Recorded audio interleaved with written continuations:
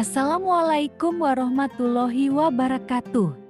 Tugas aswaja. Nama Abdul Rahman Jamil. NIM 240701055. 1. Jelaskan doktrin-doktrin Syiah dan kelemahannya. A. Imamah. Imamah adalah salah satu doktrin Syiah yang sangat diperhatikan oleh pengikutnya mulai dulu hingga sekarang.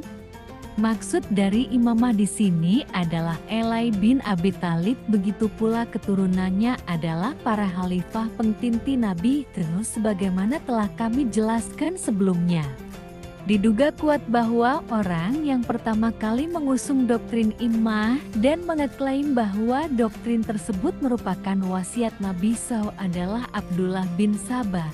Keterangan ini banyak kita jumpai di dalam kitab-kitab Syiah. 84. B. Doktrin Mahdisme Imam Mahdi. Doktrin Mahdisme. Mereka meyakini bahwa imam mereka yang ke-12 Muhammad Al-Mahdi masih hidup dan akan kembali untuk menegakkan keadilan di muka bumi. Ia hidup sampai hari kiamat sehingga bumi tidak sunyi dari imam. Menurut akidah Syiah, keimanan terhadap imam tidak sempurna kecuali dengan meyakini adanya Imam Mahdi. C. Ismah al-Imam, kemaksuman para imam.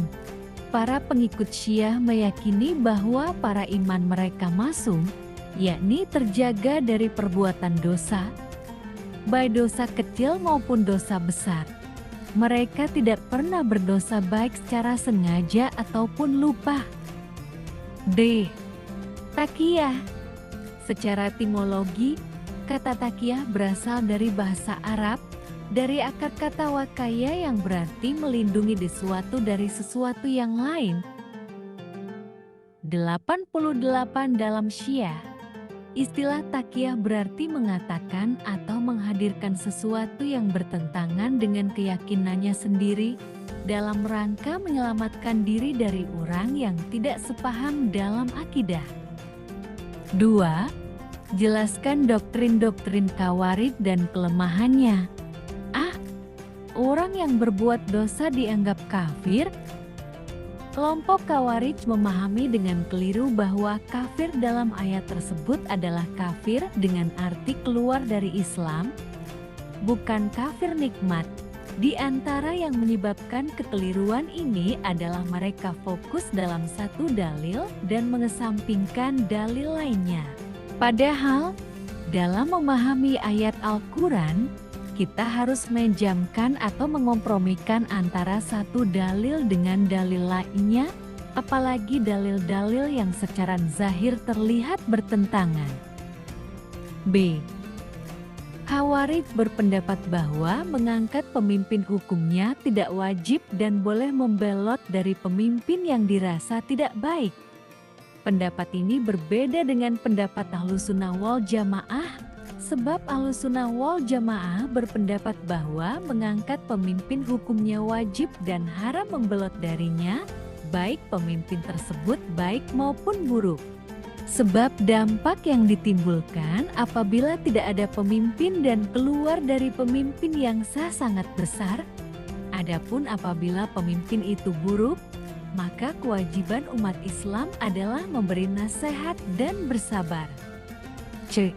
Jabatan Khalifah al-Imam al-Unzam tidak dimonopoli kalangan tertentu. Karena itu, menurut mereka, khalifah tidak harus dari suku Quraisy atau dari kalangan Arab. Bahkan menurut mereka, khalifah lebih baik tidak berasal dari suku Quraisy agar mudah dipecat atau dibunuh bila melanggar syariat atau menyimpang dari kebenaran, karena tidak ada suku besar yang bakal membelanya. 3. Jelaskan usyul al-kamsah Mu'tazilah dan kelemahannya. A. Tauhid. Tauhid menurut Mu'tazilah di sini adalah penafian terhadap sifat ma'ani Allah, kudrah, iradah, ilmu, hayat, sama basyar, kalam. Bukan menafikan seluruh sifat Allah seperti nafsiyah. Salbiyah sifat ma'ani adalah sifat yang wujudnya nyata.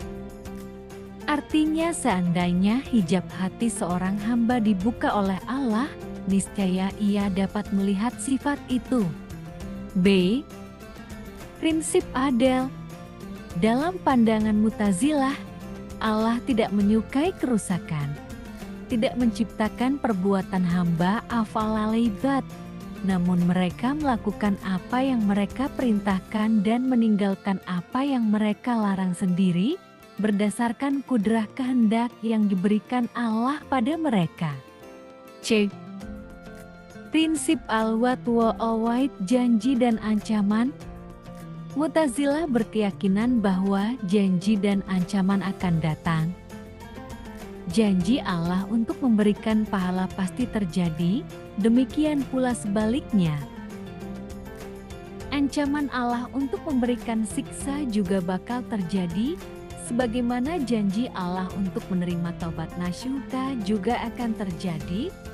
Orang yang berbuat dosa besar tidak akan diampuni, kecuali dengan bertaubat, sebagaimana orang yang berbuat kebaikan bakal mendapatkan pahala.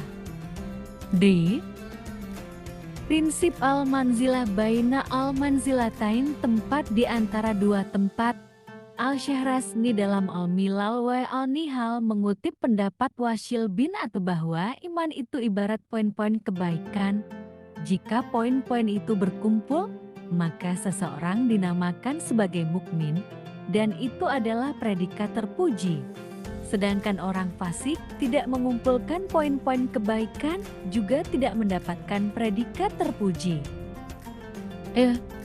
Prinsip amar makruf nahi munkar.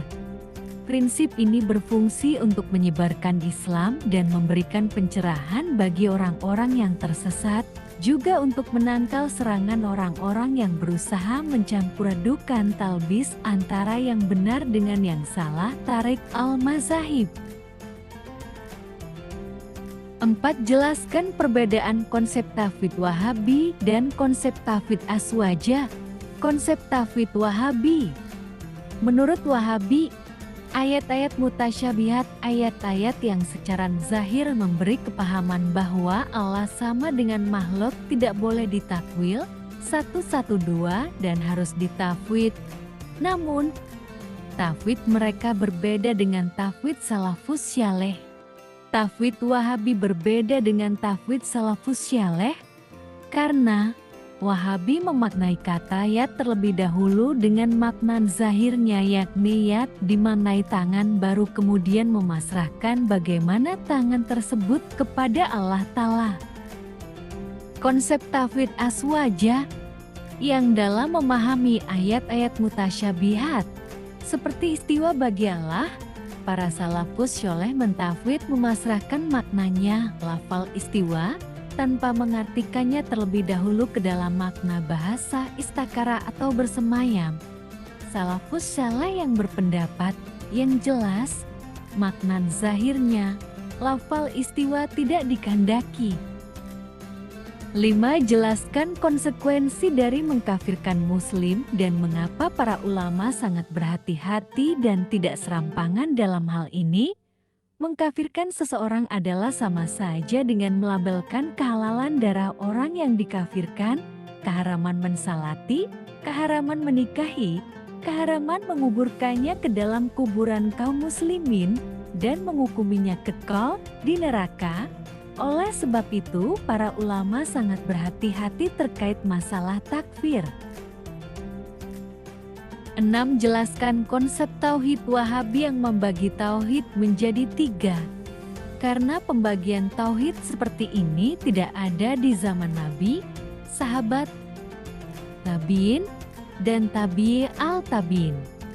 Waalaikumsalam warahmatullahi wabarakatuh.